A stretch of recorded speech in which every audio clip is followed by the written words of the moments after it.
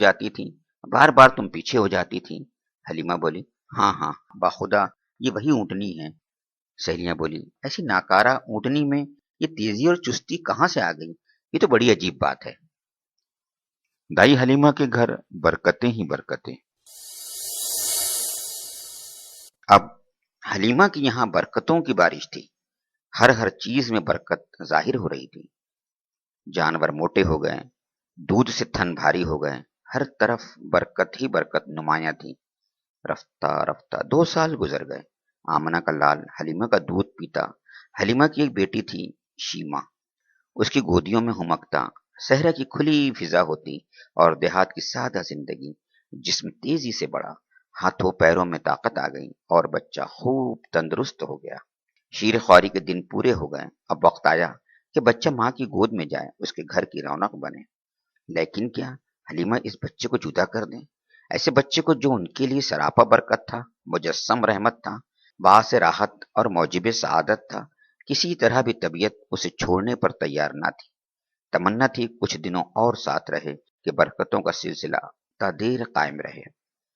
वो बच्चे को लेकर माँ के घर की तरफ चली, लेकिन इरादा था उनसे गुजारिश करेंगी बच्चे को कुछ दिन और साथ रखने की इजाजत दे दें। वो आमना के पास आई, बोली, मुझे अंदेशा है अगर मोहम्मद अभी से मक्के में रह गया तो हो सकता है यहाँ की आबो हवा उसे रास ना आए। क्यों ना आप कुछ दिन और हमारे यहाँ रहने दें, जरा और बड़ा हो जाए, हाथों पैरों में जान आ जाए, फिर आ जाएगा। हलीमा आमना से जिद करती रही, पैहम असरार करती रही, तरह तरह से मनाती रही, मक्के की आबो हवा से डराती रही। आखिरकार वो तैयार हो गई। अब क्या था, हलीमा का दिल बाग बाग हो गया। खुशी से आंखें चमक उठी, चेहरा दमक उठा और वो मोहम्मद को लिए हुए अपने घर आ गई। मोहम्मद फिर उसी सहरा में आ गए। अब फिर वही खुली फिजा थी, रेत के टीले थे, चिकने चिकने पत्थर थे, वही साथी और वही हमजोली थे। मोहम्मद फिर उसी तरह पत्थरों से खेलते, रेत पर उछलते और बच्चों के साथ इधर से उधर दौड़ते कूदते। अब मोहम्मद 5 साल के हो गए। हलीमा से जुदाई के साथ फिर आन पहुंची। मोहम्मद से हलीमा को बेपनाह मोहब्बत थी। वो सचमुच उनकी आंखों की ठंडक थे, उनके दिल का सुकून थे। मोहम्मद को भी हलीमा से बेइंतहा मोहब्बत थी। नबूवत मिलने के बाद भी जब वो आपके पास आई तो आप मेरी माँ कहकर लिपट गए। हलीमा के लिए मोहम्मद की जुदाई सौहाने रूह थी, लेकिन करती क्या कि अब घर पहुंचाना जरूरी था, मजीद रोकना मुमकिन न था। इन्हीं दिनों एक हादसा भी होते होते रह गया, जिसकी वजह से हलीमा ने और जल्दी की। एक रोज वो बैठी हुई थी, साथ में मोहम्मद भी थे। इतने में हबशा के कुछ ईसाइयों का गुजर हुआ। बच्चे पर नजर पड़ते ही वो ठहर गए, करीब आए, उसे बड़े गौर से देखने लगे, एक एक चीज का जायजा लेने लगे। हलीमा से पूछा, कैसा बच्चा है ये? फिर वो आपस में कुछ इस तरह की बातें करने लगे, इस बच्चे को साथ ले लें, इसको अपने यहाँ ले चलें, यकीनन ये बच्चा एक अजीम इंसान होगा, हम खूब जानते हैं ये क्या बनेगा। हलीमा उनका मतलब समझ गई, उनके तेवर भाप गई, उनकी बातों से घबरा उठी, डरी कहीं सचमुच उसे छीन न ले, मौका पाकर उचक न ले, या कोई आजार न पहुंचाए। वो नजर बचाकर भाग खड़ी हुई, बच्चे को लेकर गायब हो गई। उन्हें उम्मीद न थी इस तरह वो भाग सकेंगी और बच्चे को उनसे बचा सकेंगी। जितनी जल्दी मुमकिन था वो आमना के पास पहुंची, उनकी अमानत उनके हवाले की, तब कहीं जाकर इत्मीनान का सांस लिया। बीबी आमना की वफात और आमना का लाल दादा की सरपरस्ती में। अब माँ की ममता थी और दादा की सरपरस्ती। दोनों मोहम्मद से बहुत प्यार करते, हमेशा अपनी नजरों के सामने रखते, हर तरह से आपका ख्याल रखते। आप 6 बरस के हो गए तो माँ का दिल चाहा चलकर शौहर की कब्र देखें। चुनांचे मदीने के लिए रवाना हो गई। मोहम्मद को भी साथ लेती गई। शौहर की एक बांदी थी, उम्मे ऐमन, वो भी सफर में थी।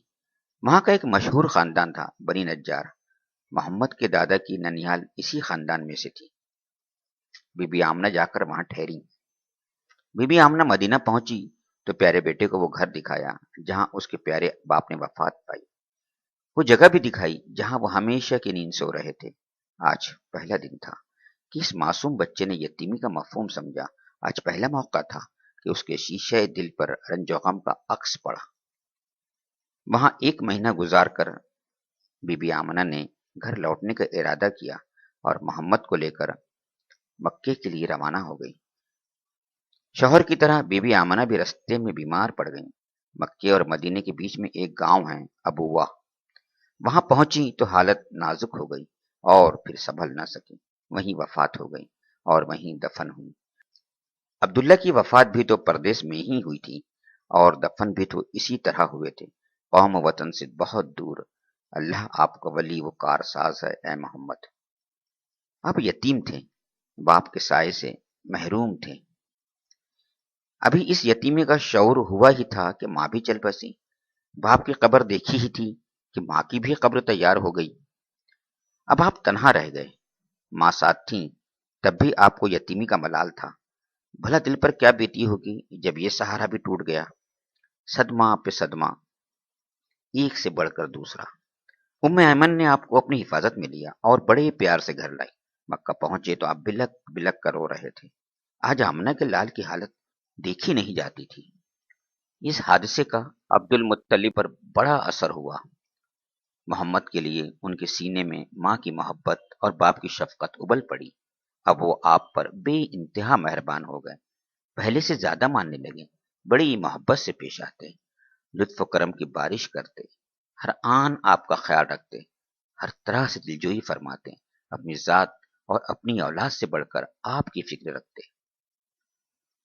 अब्दुल मुत्तलिब कुरैश के सरदार थे। काबे के जीरे साया अपनी गद्दी पर बैठते तो बेटे अदब और एहतराम में गद्दी से जरा दूर बैठे होते, लेकिन मोहम्मद आ जाते तो उन्हें अपने पास बुलाते, अपनी गद्दी पर बिठाते और प्यार से पीठ सहलाते। लेकिन अफसोस, अब्दुल मुत्तलिब भी ज्यादा दिन न ठहरे। मोहम्मद अभी 8 साल के हुए थे कि दादा भी चल बसे। दादा की मौत पर आपके दिल को सख्त सदमा पहुंचा, वैसा ही सदमा जैसा इससे पहले माँ की मौत पर हुआ था। नहीं, दादा का गम माँ के गम से भी सिवा था। अब आप कुछ समझदार हो चुके थे, शऊर बेदार हो रहा था, जज्बात और एहसासात में उसत और गहराई आ रही थी, लुत्फ मोहब्बत की हकीकत को समझने लगे थे, नवाजिश करम की कदर व कीमत पहचानने लगे थे। इसलिए महरूमी का एहसास भी उतना ही शदीद था, उसके छिन जाने का गम भी उतना ही गहरा था। आंखों से आंसू जारी थे, दिल दर्द और गम से चूर था, खुद तड़प रहे थे, औरों को तड़पा रहे थे। यहाँ तक यहाँ तक कि दादा का जिस्म, आह, प्यारे दादा का जिस्म कब्रों की काल कोठरी में छुप गया और फिर हमेशा के लिए ओझल हो गया।